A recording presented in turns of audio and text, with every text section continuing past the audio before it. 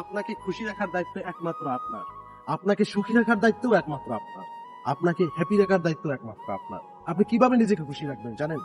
সবকিছুতে নিজেকে খুশি রাখার সব থেকে বড় উপায় হচ্ছে যা পাবেন তা নিয়ে সন্তুষ্ট থাকবেন। যখন মন ভালো লাগবে না, তখন বাসা থেকে বের হয়ে কোথাও ঘুরতে যাবেন। পকেটে টাকা নাই, আপনি অনেক দূর ঘুরতে যেতে পারছেন না, আপনি সাগর কিংবা সমুদ্র কিংবা পাহাড়ে যেতে পারছেন না, আপনি আপনার পাশের কোনো একটা জায়গা যেখানে মানুষ ঘুরতে যায়, আড্ডা দেয়, সেখানে গিয়ে ঘুরুন। আপনার মন ভালো লাগছে না, ঘরের ভিতরে আবদ্ধ না থেকে বন্ধু বান্ধবের সাথে গিয়ে আড্ডা দেন।